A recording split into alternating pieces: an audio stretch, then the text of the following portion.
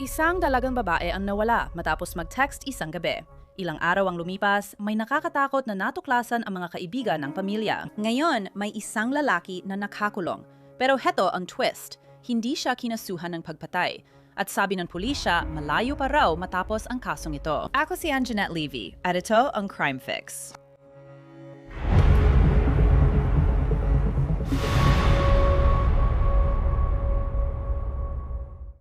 Walong araw ng matinding paghahanap. Ganon katagal na wala ang isang dalagang babae bago siya natagpuan ng mga kaibigan ng kanyang pamilya.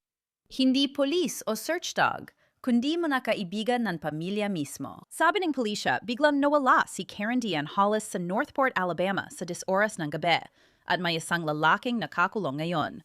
Ngunit may ilang bagay pa rin tayong hindi alam. Ano ba talaga ang nangyari sa kanya? Paano konektado ang lalaking ito sa kanya? Iyan ang mga tanong na nagpapagulo at dahilan kung bakit hindi pa rin maintindihan ang kasong ito ngayon. Dahil ang kaso sa kanya ay hindi pagpatay. Iba talaga ang kaso. Pero ayon sa Tuscaloosa Violent Crimes Unit, patuloy pa rin ang investigasyon. Sabi nila, maaring may madagdag pang mga kaso o kaya'y mapataas pa ang mga ito. May ilang detalye tayong kailangang pag-usapan na maaaring makaapekto sa investigasyon. Nakuha natin ang huling text niya at kung anon sinabi ng nobyo niya na nangyari. Pinakamahalaga rito ay kung paano natagpuan ang katawan ni Karen. Ibabahagi ko ang elektronikong ebidensya na umakay sa kanila sa pagkakatuklas na iyon. Pero balikan muna natin kasi itong kwento na to, napakarami talagang mangyari. Ito si Karen Hollis. 23 taong gulang siya, may asul na mga mata, kulay ginto ang buhok, 5 talampakan at 6 na pulgada ang taas, at mga 100 libra ang bigat. Sabi ng Alabama Law Enforcement Agency, huling nakita si Karen noong Mayo, 8 hating gabi sa Northport, Alabama, mga 60 milya mula sa Birmingham. Narito ang mahalagang impormasyon mula sa pulisya. May medikal na kondisyon si Hollis na pwedeng makaapekto sa kanyang kakayahang magpasya. Kaya nang hindi siya umuwi, agad na nag-alala ang kanyang pamilya. Ang kanyang kapatid ang nagulat na nawawala siya at sinabi sa lokal na media, "Hindi ako mapakali, makakain, o makatulog. Hindi ako makakilos dahil nag-aalala ako sa kanyang kaligtasan." Ayon sa Tuscaloosa Violent Crimes Unit, may ebidensyang posibleng may foul play, kaya nakipagtulungan sila sa pulisya ng Northport. Ayon sa mga autoridad, nagpatupad sila ng ilang search warrant at nakakuha ng pisikal na ebidensya, impormasyon mula sa mga saksi, at elektronikong ebidensya sa investigasyon. May natukoy ng person of interest, pero sa puntong yon, hindi pa natatagpuan si Karen. Ibig sabihin, may suspect na sila, pero wala pang bangkay. Ngayon, mas marami tayong nalaman tungkol sa nangyari bago nawala si Karen. Sinabi ng boyfriend niyang si Zachary Slaughter sa CBS 42 na nag-text si Karen sa kanya mga 11:00 ng gabi. Sinabi niyang pupunta siya sa tindahan para bumili ng Reese's Peanut Butter Cup at hindi maganda ang pakiramdam niya. At iyon na ang huling mensahe na natanggap niya kay Karen. Sinabi ni Zachary sa CBS 42 na pagkagising niya, tinawagan niya si Karen ng 4:00 ng madaling araw pero hindi ito sumagot. Pagkatapos, bandang 5:00 ng umaga, kumakatok na ang mga investigador sa kanyang pintuan. Ayon kay Slaughter sa New York Post, dumating ang pulis at siya ang pinagsuspetsahan. Sinabi rin niya sa CBS 42 na inutusan siya ng isang bail bondsman na huwag makipag-ugnayan kay Karen Hollis dahil sa isang naunang kaso ng domestic violence, kahit na hindi namin makumpirma ang naunang kasaysayan na iyon. Ayon kay Slaughter, nagkabati sila. Aniya sa outlet, isang tawag lang sana ang pagitan namin, pero hindi na siya nagkaroon ng pagkakataon at wala ako roon. Kaya iyon ang sitwasyon noon. May person of interest ang pulis, pero wala silang katawan o sagot para sa pamilya hanggang Mayo 16, 8 araw matapos mawala si Karen. Sabi ng Alabama Law Enforcement Agency at Northport Police, hindi mga pulis ang makakita sa kanya. Kaibigan ng pamilya ni Karen ang nakakita sa kanya. Nahanap sila sa isang lugar sa Greene County, isang lugar na ayon sa Violent Crimes Unit ay natukoy gamit ang electronic evidence. Ayon sa 6 News, sinabi ng isang kaibigan ng pamilya ni Karen Hollis na nakatanggap ang pamilya niya ng cellphone ping mula sa kanyang telepono sa Greene County. Pumunta sila ron nung linggo para hanapin si Karen. Ayon kay Jesse Dixon sa 6 News, nakita lang niya ang mga paa ni Karen dahil natakpan ng malaking itim na garbage bag ang katawan nito. Agad na dineten ang isang person of interest. Siya ang lalaking ito, si Randall Landell DeJourney. Siya, Apat na taong gulang ay nakakulong na yon sa Tuscaloosa County Jail na may $15,000 na cash bond dahil sa kasong pang-aabuso sa bangkay. Ayon sa AL.com, nakita sa surveillance na magkasamang umalis sina DeJourney at Karen mula sa apartment noong gabing nawala siya. Kaya nananatili ang tanong, ano ang nangyari kay Karen Hollis matapos nilang bumili ng Reese's Cup? Paano siya namatay? May madadagdag pa kaya na kaso tungkol sa kanyang pagkamatay? Sabi ng Tuscaloosa Violent Crimes Unit, posible pang madagdagan o i-upgrade ang mga kaso depende sa autopsy result ng Alabama Department of Forensic Sciences. Maaring magbago ng lahat ang autopsy na yan. Matapos makita ang bangkay ni Karen, nag-post ang kapatid niya sa Facebook, "Miss na miss kita. Ang sakit ng puso ko. Plano pa naman nating magkita at mangisda uli." Pakiusap, sabihin mo kay kuya na miss ko siya at mahal ko siya. Ikaw ay mananatiling 23 tulad niya. Sa isa pang post, sabi niya, "Gusto ko talaga siyang bumalik. Parang may nawala sa akin nang umalis siya." May GoFundMe na ring inilunsad para makalikom ng pera para sa kapatid ni Karen at sa kanyang mga magulang upang matulungan silang mailibing siya at mabigyan siya ng nararapat na libing. Ayon sa GoFundMe, siya ay isang kahangahangang anghel na biglang nawala sa kanyang pamilya ng maaga. Siya ang ilaw at saya ng lahat, at ang kanyang tawa ay nakakahawa, palaging nakakahanap ng paraan para tumawa kahit sa hirap na sitwasyon. Palagi siyang malayang-malayang kaluluwa, medyo pasaway, at mahal at gustong-gustong makasama ng lahat. Kaya ang tanong na gusto malaman ng lahat, ano nga ba talaga ang nangyari kay Karen Hollis? Hindi pa natin alam. Tahimik ang mga otoridad, pero kakausapin natin ang retiradong komandante ng detective para ipaliwanag ang kahulugan at posibleng kahihinatnan ng mga nangyari. Maraming bagay ang kailangang himayin sa kasong ito. Para matulungan ako rito, ipakikilala ko si Will Svilar. Retiradong homicide detective siya ng Chicago PD. Paulit-ulit na niyang naranasan ang ganitong sitwasyon noon. Will, sobrang lungkot ng kasong ito. Salamat sa pagpunta para makausap ako tungkol dito. Oo, isang napakasaklap na kaso.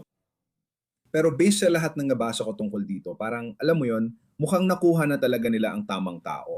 Hintayin muna ang resulta ng sanhi at paraan ng pagkamatay bago dagdagan ang kaso ng pang-aabuso sa bangkay. At pag-usapan natin yan. Sa tingin ko, yung kasong pang-aabuso sa bangkay ay parang ginagamit lang nila para mapanatili yung taong ito sa kustodya. Sinasabi nila, sige, nahuli na natin siya dahil dito. Ngayon, kailangan na lang natin gawin ang autopsy at maghintay ng resulta ng toxicology. Alam mo, buti na lang at mabilis nilang nahanap ang katawan niya. Kaya naman, alam mo, nagsisimula na ang pagkabulok, pero nahanap nila siya agad. Hindi pa siya gaanong bulok, kaya mas madali nilang matutukoy ang sanhi at paraan ng pagkamatay niya. Hinahanap nila ang sanhi at paraan ng pagkamatay. Tama ka sa kaso ng pang-aabuso sa bangkay. Maraming impormasyon at ebidensya. Nabasa ko na may physical na ebidensya at may mga panayam din. Mayroon ding electronic na ebidensya na tumutukoy sa lugar, sinusubaybayan ang mga galaw ng salarin at pati na rin ng ating biktima dito. Kaya sa tingin ko, madali nilang napatunayan ang probable cause na magkasama sila at siya ang nagdala sa kanya. Wala kang probable cause sa kasong pagpatay hanggat walang sanhi at paraan ng pagkamatay. Tama ka. Yan ang hinihintay nila. Kapansin-pansin ito para sa akin at baka mas marami pa tayong matutunan habang umuusad ang kaso. Agad napansin ng pamilya niya na may mali at may masamang nangyari. Madalas kasi, ilang oras o araw pa bago iulat ang pagkawala ng tao. Pero hindi ganoon sa kasong ito. Sinabi nila na may medical siyang kondisyon na posibleng makaapekto sa pag-iisip niya. Ano sa tingin mo ang nangyayari kay Karen? Sa palagay mo ba ay maaring may issue siya sa kalusugan ng pag-iisip o baka naman may kapansanan siya sa pag-unlad? Ano sa tingin mo ang nangyari ron? At bakit agad nilang nasabing, Diyos ko, may mali rito? Pwede talagang may kinalaman ito sa kalusugan ng pag-iisip o kaya naman ay sa isang problemang kognitibo. Ang tumatak sa akin sa pagrepaso ng mga ulat ay ang huling text niya sa ex niya. Kukuha ako ng peanut butter cup. Ipinapahiwatig nito sa akin na posibleng siya ay may diabetes at bumababa ang kanyang blood sugar. Magandang punto yan. Maapektuhan talaga niyan ang pag-iisip mo. Alam ko ito dahil ang anak kong babae, 25 na ngayon, ay may type 1 diabetes mula pa nung 7 taong gulang siya. Lagi kaming may candy o glucose tabs sa lahat ng sasakyan para kung bumaba ang sugar niya. Kasi pwede talagang maapektuhan yan ang paraan ng iyong pag-iisip. Yun ang tumatak sa akin, kaya ang hinala ko, baka may diabetes siya. Maari akong magkamali, pero yun ang, alam mo na, yun ang nakikita ko. Subukan nating pagdugtungin ang mga piraso, parang connect the dots dahil marami pa tayong di alam ngayon. Siguro lumabas si Karen para kumuha ng peanut butter cup dahil mababa ang glucose niya. At tayong dalawa, ibig kong sabihin, pinagdudugtong-dugtong natin ito at medyo naghahaka-haka rin tayo rito. Pwede rin naman na lumabas lang siya para kumuha ng peanut butter cup habang magte-text sa boyfriend niya. At pagkatapos, kahit paano, nasalubong siya ni Randall the Journey. Nakita nitong madali siyang mabiktima at dinukot siya. Posible kaya na yon ang nangyari dito? Posible talaga yon. Sabi mo nga, nag-iisip lang tayo, pero alam ko magkapit-bahay sila sa parehong apartment complex. Baka dati may social na aspeto ito. Ibig ko lang sabihin nagkakasalubong lang. Wala akong ibang ibig sabihin. Parang nakikita mo lang kapitbahay mo binabate o anuman. Baka masama lang ang pakiramdam niya. Alam ko ang sintomas ng low blood sugar. Iniisip lang natin yon. Nalilito ka kaya, sasakay ka sa kotse ng kahit sino. Wow. Nakakatakot talaga yan, sobra. Kaya alam nila agad na may mali.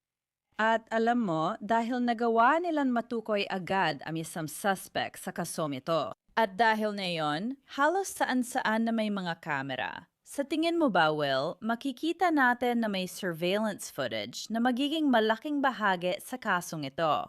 Makikita mo talaga yan. Tulad ng sabi mo, agad nilang nalaman na person of interest ang taong ito. At ang magandang bagay rito, ang talagang nakakainis para sa akin sa maraming kaso ng mga nawawalang tao ay kung paano ang mga ito unang tinutugunan. Alam mo, dati sa Chicago Police Department, kailangan munang maghintay ng 24 na oras bago mag-file ng missing persons report para sa adult. Sa tingin ko, kalokohan yon. Unti-unti nang tinatanggap ng mga tao na kung may adult na walang ibang dahilan o palatandaan, maaring maghintay. Pero sa kasong ito at sa mga kasong katulad nito, sa tingin ko dapat magsimula ka agad mula sa oras na i-report sila. Kung bigla silang lumitaw pagkalipas ng 15 oras o 10 oras o 20 minuto, isara mo na lang ang kaso. Pero hindi pwedeng sayangin ang mahalagang oras sa simula ng investigasyon na sa tingin ko ay hindi nila ginawa rito. Naniniwala rin akong maraming ebidensya laban sa taong ito. Natagpuan na siya. Walaw araw na siya nawawala, pero natagpuan din siya. Paano mo sa tingin nagawa nila yon? Sa tingin mo ba, pinagdugtong-dugtong nila ang mga galaw gamit ang cellphone o kaya video, alam mo yon, mga bakas? Ano ang palagay mo bilang dating investigador, retiradong investigador, tungkol sa kung paano nila nahanap ang mga labi ni Karen? Sa palagay ko, electronic ito, tinunto nila ang cellphone niya gamit ang nakuha nilang signal. Alam ko na ang kanyang cellphone ay natagpuan sa gilid ng kalsada. Pagkatapos nitong makapasok, may lumabas na alerto sa cellphone ng ibang tao na nagsasabing may nangyaring aksidente.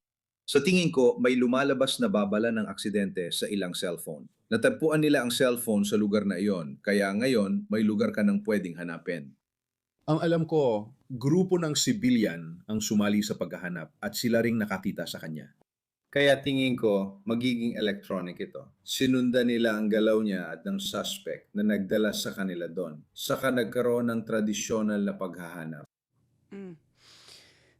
Alam mo, ang kapatid niya, ang ate ni Karen, ay nagsulat sa Facebook. Alam mo, miss na miss kita. Sobrang sakit ng puso ko.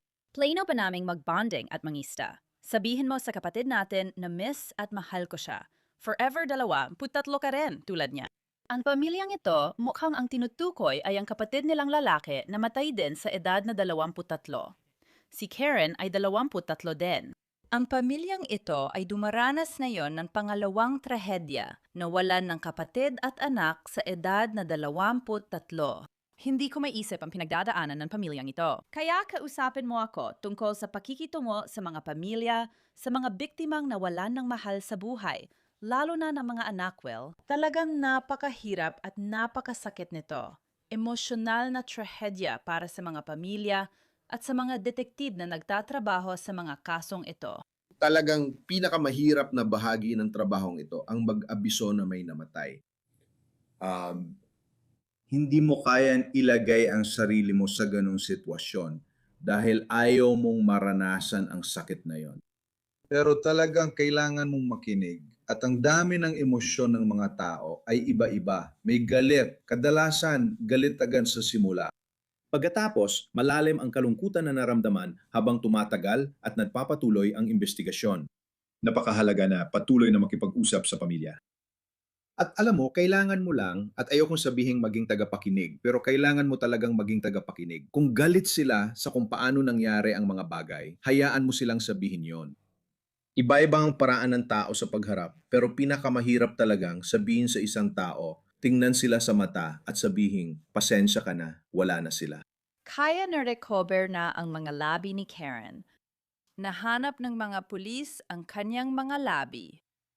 Ngayon, nagsisimula na ang trabaho ng pag-alam kung paano at bakit namatay si Karen. Tulad ng nabanggit ko kanina, nawala siya. Nawawala siya ng 8 araw. Kaya, depende sa lagay ng panahon at depende rin sa kalagayan kung saan natagpuan ang kanyang mga labi, maaring marami pa ring ebidensya na matatagpuan sa kanyang mga labi. Kaya sabihin mo sa akin kung ano ang inaasahan mong makita o ano ang maaring makita sa autopsy ng kanyang katawan. Tulad ng sinabi mo, malaking bahagi rito ang mga kondisyon ng panahon. Pinag-uusapan natin ang Alabama sa kalagitnaan ng Mayo. Kaya alam mo mainit, at hindi na masyadong detalyado, pinapabilis ng init ang pagkabulok at maaring mawala ang ebidensya. Pero sa kasong ito, sa tingin ko, marami sa mga labi niya ay nasa loob ng isang garbage bag na maaring magpreserba ng mga bagay na posibleng nawala kung siya ay basta na lang naiwan sa labas ng bukid na walang takip. Kaya naghahanap ka ng kahit anong uri ng forensic na ebidensya. Naghahanap ka ng DNA. Naghahanap ka ng sanhi at paraan ng pagkamatay. Kaya tinitingnan mo kung may mga sugat na tumagos. Tinitingnan mo kung may tama ng bala. Tinitingnan mo kung may nabaling hyoid bone bilang palatandaan ng pagsakal. Lahat ng yan ay dapat na nandun pa rin kapag ginawa nila ang postmortem sa kanya. Alam mo, ayokong ungkatin ito kasi hindi talaga natin alam kung anong nangyari. Totoo, hindi natin alam. Pero may napapansin ka bang kakaiba sa mga pangyayari tungkol dito? Ibig kong sabihin, may 20 taon na agwat ng edad kina Randall DeJourney at Karen. At mukhang hindi natin alam ito dahil wala namang kaso tungkol dito. Pero bigla na lang siya nawala. Mukhang siya ay dinala palayo. Mayroon bang detalye sa mga pangyayari o sa katotohanang natagpuan siyang patay sa loob ng garbage bag sa gubat na nagpapahiwatig na posibleng may sexual na pang-aabusong nangyari sa kanya? Laging may ganong posibilidad kapag pinag-uusapan mo ito. At muli, hindi ko alam ang background ng taong inaresto nila. Hindi ko alam kung may anumang karahasan o anumang ganong bagay sa kanyang background. Pero laging may ganong posibilidad na pinangangambahan mo sa mga kasong ganito kapag may nawawala. At pagkatapos ay natagpuang pinatay. Oo, hindi ako magugulat kahit kaunti kung may sexual assault na nangyari dito. Oo, palaging nariyan yan. Sa karanasan ko, sa mga kasong ganito, halos palaging nangyayari yan. Nakadetin siya dahil sa kasong pang-aabuso sa bangkay. Ang autopsy, alam mo, maaring lumabas ang paunang resulta sa loob ng ilang araw, depende sa antas ng pagkabulok. Gaano katagal mo sa tingin bago nila posibleng gawing mas mabigat ang mga kaso? Kung merong tiyak na natuklasan sa postmortem tulad ng makikita mo ang ebidensya ng tama ng baril, makikita mo ang ebidensya ng pagkakasakal o pananaksak. Tulad ng napag-usapan, mabilis dahil agad mo makukuha ang sanhi at paraan ng pagkamatay. Samantalang ang toxicology ay maaring abutin ng ilang linggo. Kaya mas matagal yon. Pero kung sa postmortem, may malinaw na palatandaan na ito ay isang pagkamatay at ito ay pagkamatay sa kamay ng iba. Isang pagpatay, maaari na siyang kasuhan agad. Alam mo yon, ilang oras lang matapos lumabas ang resulta ng post. Talagang nakakalungkot ang kasong ito. Ang pamilyang ito ay labis na nagluluksa ngayon. Ito ay isang 23 taong gulang na babae. Maliit din siya, 5 talampakan at 6 na pulgada ang taas. 100 pounds lang. Ibig kong sabihin, maliit talaga siya. Hindi siya yung taong kayang manlaban. Lalo na kung wala siya sa tamang pag-iisip, kung ang kanyang pag-iisip ay nabago, lalo na sa ganung pagkakataon. Oo, talagang napakasamang kaso ito. Wills Villar, babantayan namin ito. Pinahahalagahan ko ang oras at kaalaman mo, gaya ng dati. Iimbitahan ka rin namin muli. Salamat. Salamat sa pag-imbita sa akin. Kaya muli, si Randall D. DeJourney ay nakakulong dahil sa kasong pang-aabuso sa bangkay na may piyansang $15,000. Ipapaalam namin kung may pagbabago sa mga kasong ito. Pakiusap, ipagdasal ninyo ang pamilya ni Karen Hollis. At iyan na ang pagtatapos ng episode na ito ng Crime Fix. Ako si Anjanette Levy. Maraming salamat sa pagsama sa akin. Makikita tayo muli dito sa susunod.